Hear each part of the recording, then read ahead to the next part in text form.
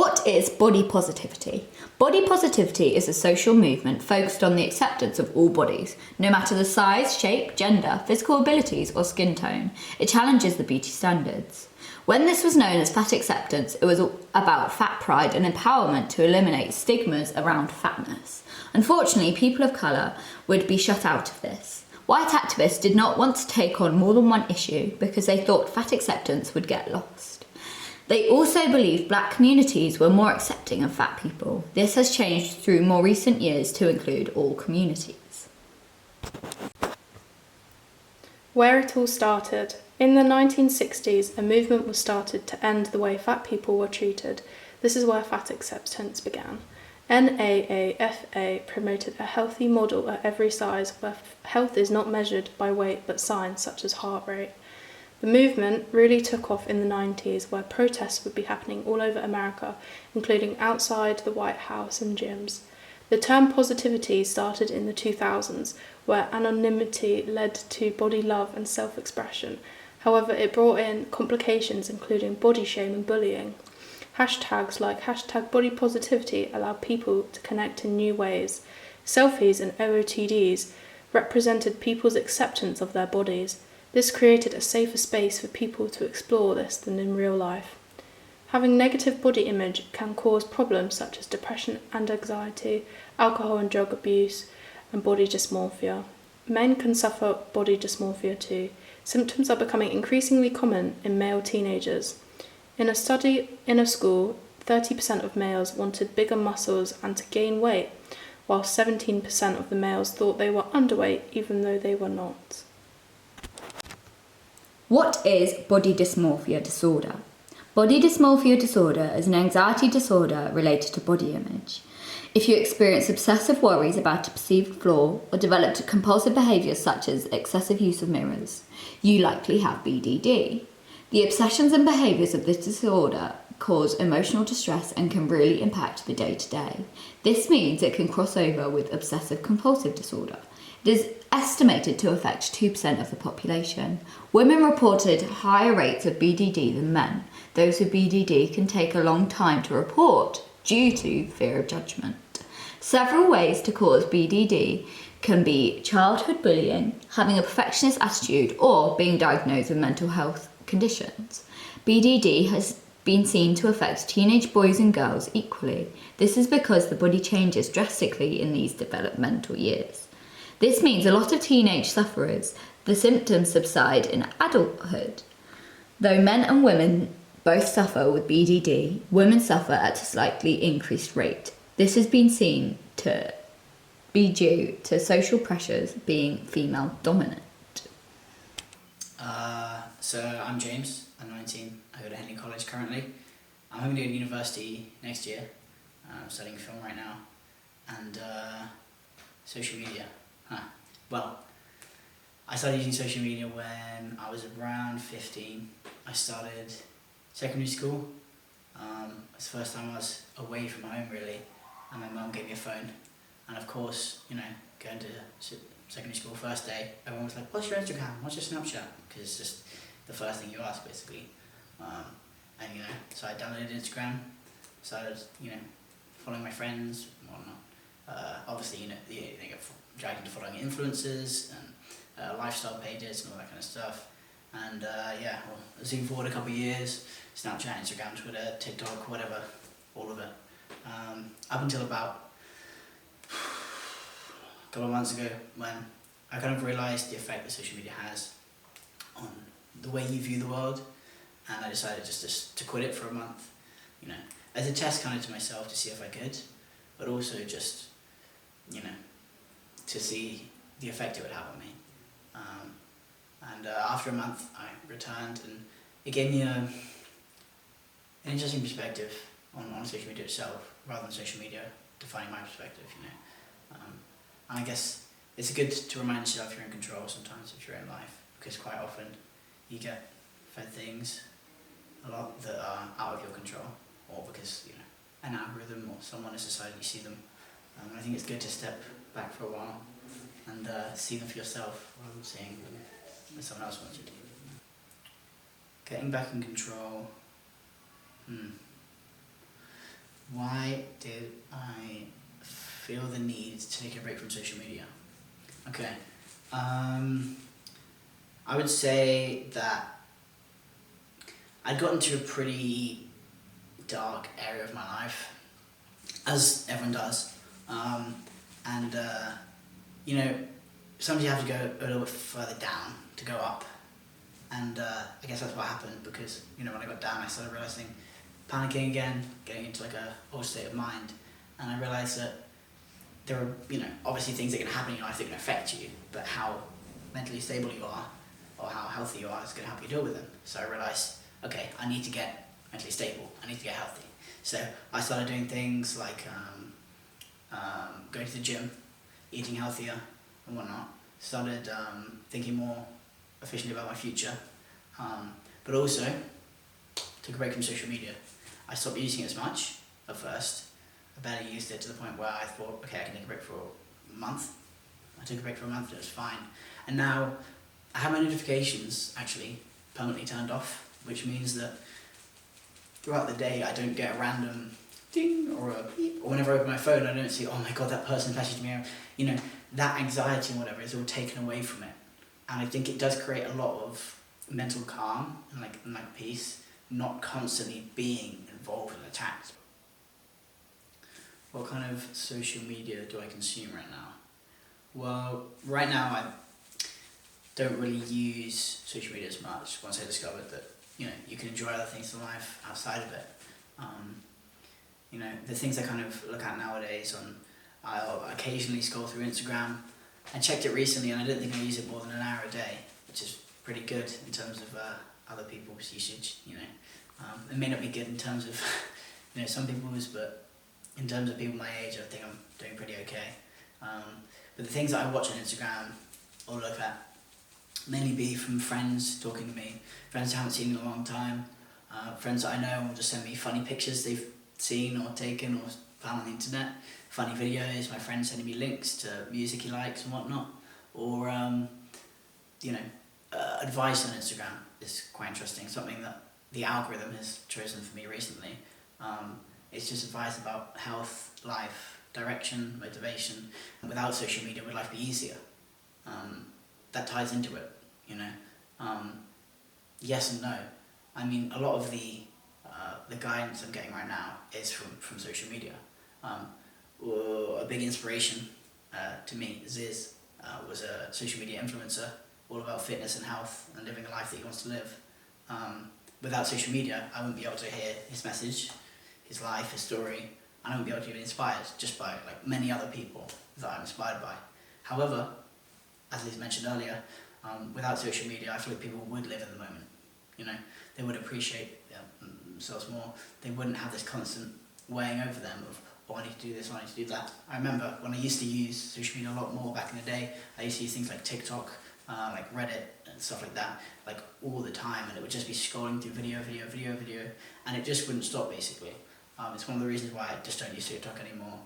It's because it's really damaging to have that instant scroll, hit, whatever, instead of just appreciating where you are, who you're with, what you're doing. I would agree exactly with the survey. Representations of men and women are not fair on social media today. I think quite a big issue is, you know, most social media is consumer produced. You know, the people that watch the videos, the people that like, interact, whatever, they also post them. You know, they also make the tweets, send the snaps, whatever it is. And I think it is a very like a community, population-based form of media, you know, social media, because it's by the people. And I think a lot of people, even though they don't necessarily want to admit it, they do have quite like fixed views on gender. You know, oh, I think women shouldn't be able to do this. Oh, I think men should look like that. Oh, but a man should do this for his family. Oh yeah, but a woman should look thinner. You know, all these kind of things. And I think, you know, once, let's say somebody puts out a tweet that says, you know, I wish women did this, or I wish men did that. you know, all the people that actually thought that would then like it, that retweet, that comment, that whatever, you know. Hi, I'm George. I'm a teacher. I am also a photographer. This usually means my social media usage is quite photography based. So I follow a lot of prominent photographers, I suppose, but also people just leaving university so that I can try and stay at the forefront of the industry. Yeah, also a little bit of art as well, I suppose, and sport. Do I think social media is a safe space? Yes and no. I think that it adds a lot of pressure to individuals, both to engage, but also act in certain ways. For example, with celebrities presenting themselves, people expect or think that they're expected to act in a certain way. Also, people might be a little bit kind of intimidated by social media. So I think it has good things in terms of sharing, in terms of like the distribution of content. That could be photography, art, films, whatever it might be. But equally it has those downsides and negatives where people have those or feel there are expectations. And obviously people behind a keyboard have no face. So a worry for me would be where it isn't safe is anybody can say anything and have a veil of anonymity. Have I had any negative impacts online? Not really. Not through like comments or anything like that. I've had friends taking the mick out of me, but that is through them knowing that I've got a particular style to my photographs and they use it to wind me up basically. So I wouldn't really call it like bullying, I wouldn't really call it particularly negative because actually it's something that they would say to my face anyway.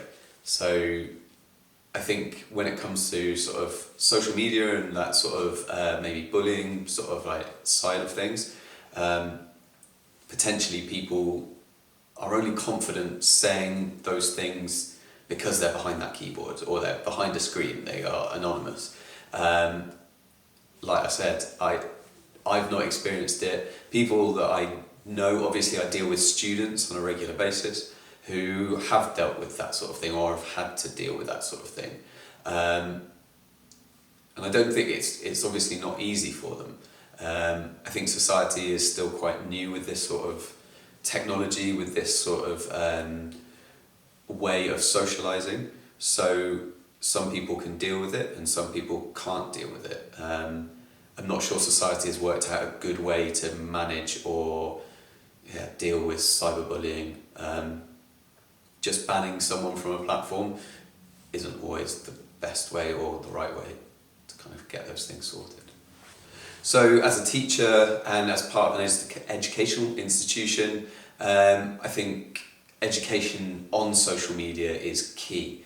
I think people need to have the understanding or need to be taught the understanding that social media always presents the best parts of us or celebrities or your best mate. That you'll never, or the majority of people will rarely put up an embarrassing photograph of themselves or something that might lead to them looking a little bit silly. Particularly in the case of a celebrity where society looks up to them, they use them as role models. Particularly when it comes to body positivity. I think that the majority of people can get quite negative, can get severely impacted by the lack of context around a situation. Celebrities are a great example because they will always post the best thing that will get them the most views, that will get them the most likes, the most shares, whatever it might be. But actually, when they wake up in the morning, they are not that person. They are not instantly ready to jump straight onto Instagram, Facebook, Twitter, Snapchat, TikTok, whatever it might be, and post that photograph of themselves because it's not going to make them look great or fantastic. Some people will, like obviously there is a community of people that will, but I don't think there's that level of understanding or awareness. And I think maybe that's what's missing. Social media needs to be taken with a pinch of salt, basically, to show, right, on one hand you've got this version of reality which is all fantastic and everything is brilliant and every day is a holiday or fantastic. On the other hand, that is maybe like a really small percentage of anybody's life, and the normal day-to-day boring tasks like emptying a dishwasher or like walking a dog or cleaning the house sort of thing, those sorts of things rarely communicated. So I think that part is really key for educational institutions to try and instill in younger people, to make them a little bit more aware and conscious of this, this social media as a whole and what it's aiming to do. What's my opinion on 100% of people in a survey saying that women are not represented the same or fairly in comparison to men? I completely agree. It's a difficult question for a white male to answer because I'm incredibly privileged. The media present me, my gender, my race higher than anybody else. I'm also incredibly lucky because I'm also middle class. So I'm one of those people at the most difficult end of that, and that have benefited most from the media's like sort of rejection, refusal to represent any other social group. It's never something that I feel particularly comfortable about. I feel that actually in recent years, I say in recent years, this is going to sound really unfair because, again, I'm speaking from the male perspective. I feel that there's been more of a push for positive representation, positive, like, sort of more equal representations, but it's still not ever enough. And I think that if you look at companies like Dove, who have for a long time tried to do the body positivity with their like sort of skincare products, and they have shown women of all sizes, all shapes in their adverts, I think that like sort of 10-15 years ago was a great starting point, but it doesn't seem to have really progressed much further than that. And because of the people that control the media industry, the white male, and generally the older white male, I feel that actually this is a movement that is happening at the moment that I worry that it will lose traction. I worry that it will not ever just stick around, that it's a phase that society seems to be going through. And as an educator, as one of the groups that's benefited, it's my responsibility to try and make sure it doesn't just fade away. Again, it comes back to the question we were discussing before about education and the idea of this change is not going to happen overnight. It needs to happen gradually, and it needs to become systemic in our society that actually all cultures, all people are equal and should be fairly represented. And the media is a big part of that. So what makes me happy about my body? When asked a question like that, I think it's very easy to jump to like sort of the physical look, the physical like sort of characteristics. It's not something I think about on a regular basis, like in terms of the happiness. It's always looking for improvement. I don't know. Yeah, when I think about physical characteristics, that isn't something that I regularly think about. I quite like my beard. It can be ridiculous at times. But yeah, I think people probably go for that physical characteristic thing because it's something that is focused on and something that can be seen and put a value on. It's a physical characteristic that then links into that sort of mental like sort of side. So my name's Sarah. I am 42 and I am a college teacher and I teach media. I work with students all day, every day from the age of 16 to 19, and I understand kind of the social media stuff that they go through, and they consume. I don't consume that kind of stuff. Growing up in an age where it wasn't really relevant, I don't really consume it that much. So I guess I go on Facebook, but I go on Facebook to be nosy, not to see what the fashions are or anything like that. I don't have Snapchat, I don't use Twitter. So I'd say Facebook is my only really, and Instagram. I love Instagram, but my Instagram's all about home improvements rather than fashion and what people look like, so slightly different use. So I think it's hidden. I think men's body positivity is hidden. It's that they don't want to admit that they care. It's not macho to care about kind of your image, is it? Or if you do care about your image, you're huge and you are muscles all over the place. It doesn't. A normal man, as we would see them, as females see them, as everybody else sees them, then they're too ashamed, I guess, to talk about it. So I think if hashtag body positivity for men, and it just showed, like it does women, normal men, everyday men who may have that tiny belly because they like a few beers, or may not be as stacked as they'd like to be because, you know, life's busy for them too, then I think it would be positive. But would men look at it? Probably not. I don't know if men go on social media. It's all to do with machoism, it's all to do with going out, it's all to do with look what I did at the weekend rather than looking at what you physically look like. So yeah, I think it'd be relevant, but would they use it as much as women do? I'm not so sure. Education's key, isn't it? As a teacher of 16 to 18-year-olds, by the time students get to me, it's sometimes too late.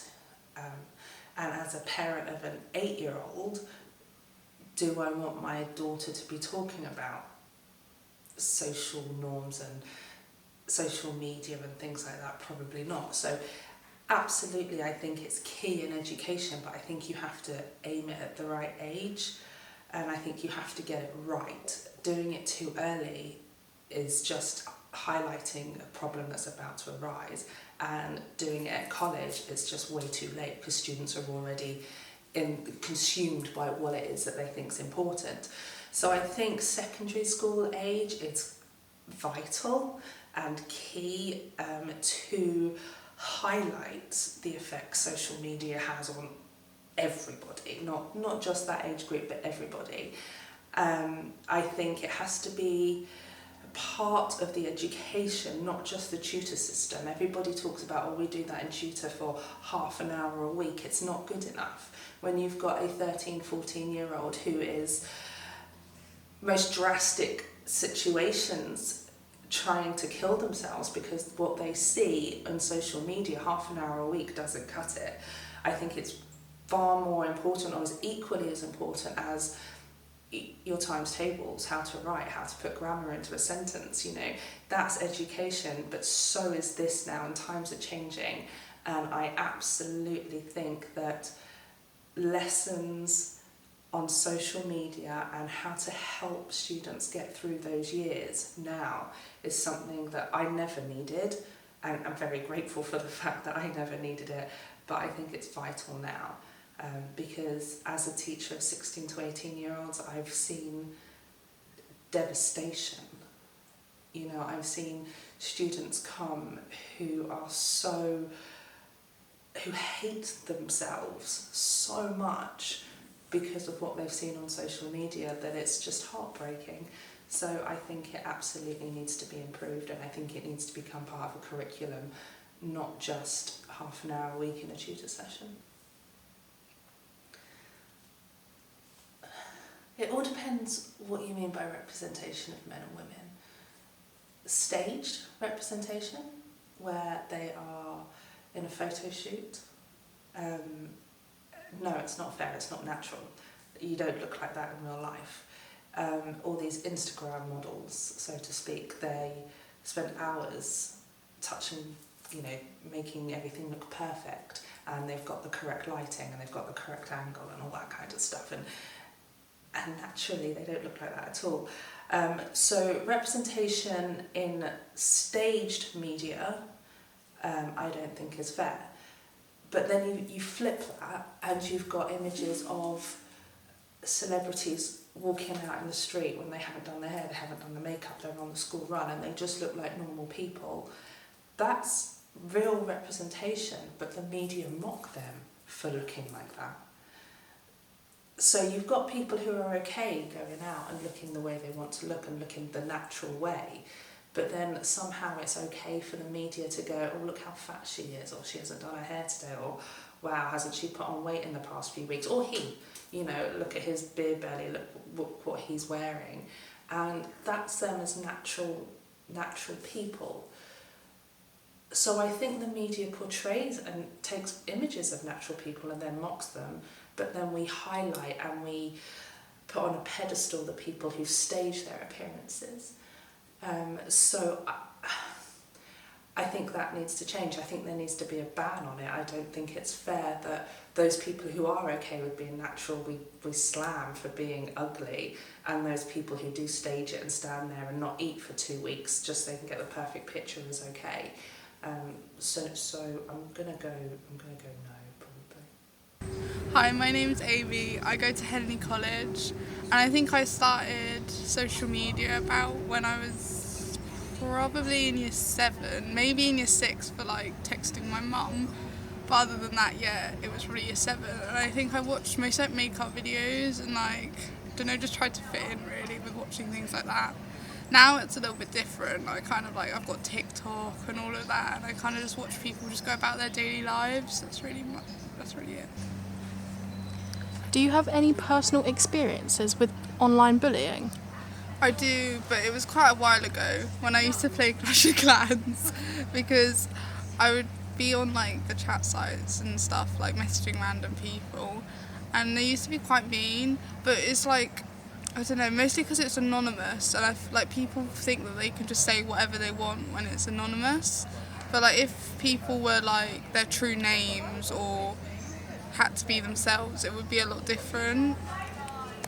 I don't have any recent stories about cyberbullying, but I think that's due to me because of my accounts. They're all private and everything's kind of just seen by the people that I trust and I'm friends with, and I don't think they'd cyberbully me. So that's a little bit like different, because the people that we know to be cyberbullied are those like celebrities and models who have their whole life on the internet for everyone to see, which obviously invites people who they don't trust and they are not so nice to comment and be horrible to them. So hi, I'm Jay Smith, and I'm the Safeguarding and Wellbeing Manager at the Henley College, and along with that it means I'm also the Deputy Designated Safeguarding Lead. So that all sounds very like big words, but actually it just means that my role is to ensure that students are safe at the college, and the college are doing the right things to ensure we get the best out of students really. A bit about myself, in regards to social media, yes, I've got Instagram, I have Snapchat, I've got Facebook, I do a bit of blogging on the side of my work at the college. So for my friend's got a platform called Music Football Fatherhood, and that's about dads, supporting dads of children really, so they're all for different ages. We have a platform for them to share like ideas or support them and what they're doing, to understand that, and that ranges from 0 up to any age, and we've got dads from all different walks of life. So yeah, massive. I think recently we just done a book for dads, and every dad wrote like a story in there to share for other dads. So yeah. Quite recently, the attacks in America. So I was hearing this morning about social media platforms were coming under fire because they were too slow to take things down. You think of what's happened with Donald Trump. Social media, anyone can jump on social media. They can just post whatever. It's not governed in a sense, but also social media, it can be a positive thing because it allows you to connect with people around the world. So there's the positives, but I think it's how it's governed. So I think in my role, I think it's about teenagers. I think telling a teenager not to do something, they're going to want to go and do it. They're going to want to go and find out. They like risks, you're going to go and do it. But it's how do we do it safe? But I think it's about opening the conversation where we're a bit more accountability and what's being posted and what's being said, and how to react. And I think no one talks about the positives of social media, so I think actually, okay, so the negatives happen, how's it being dealt with? But I think actually people only post things to jump on a bandwagon, but does it have a lot of traffic moving forward? I think so. Yeah, I do agree that it's not equal. I think that in the media it reflects very much an old school view of society, really. So the man's number one, the woman's number two. But you can see that in everything, really. So if you think of it in sports as well, you can see that. So for myself, my son plays elite football, and in his team, grassroots team, my daughter plays football as well. And regardless of the money that gets put into men's football in comparison to women's football, a massive, massive, massive gap. And I think the media plays a role in promoting that and changing the narrative. We need to change the narrative that women are equal. We see it in everything in life, in politics, in the workforce, everywhere really. So if you look at Love Island and you look at the contestants on Love Island, you would think that the world is full of people who are a certain shape. I think lip fillers is a massive thing at the moment that everyone promotes is what seems desirable. I think the media promotes certain images, and then you think, if you look at Instagram or you look around the world, not everyone's the perfect shape, or what the media says is a perfect shape. I think it's about promoting that plus, I think what it plus sizes, that's normal. And I think on Instagram, I follow some people, and my wife and I have a conversation about it, and we say, look, this is what's normal. And then for young people, you guys are like sponges, so you take on everything that's happening. And I think it's about us promoting, so brands need to have a better role in contracting or promoting that this is what normal looks like. Because at the moment it's not healthy to promote what normal is looking like. Bleached teeth, fillers. It's too easy to say we cut it off and don't do it. No, the media is there, social media is there for a reason.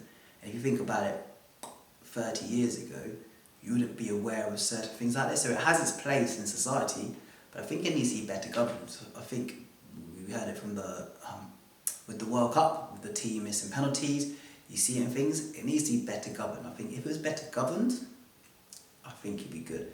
But I think because it's out there, it's a free-for-all, it's just crazy. We need to maybe calling people out, cancel culture. I think it's a case of turning comments off so it's done. Not anyone else can post it, or only reputable sources can post things. So I think actually social media has a place in society, but I think it's about how we manage it. So I think, is it a case of turning on filters so you don't go on at certain times, not getting certain information? Think of social media. Social media sometimes is used in a way where you can radicalise. Shamila Begum, the girl who got drawn into the Islamic State. So social media is sometimes used to make people believe that. I mean, because it's not governed and no one's seeing it, they're not vast enough to pull things down or to police what's happening. So I think we need to think of a way how, if we get better at policing what people can and can't see, or what's posted, then it has a place. But until, at the moment, if it's a free-for-all, it's a difficult place because it makes us susceptible for anything happening.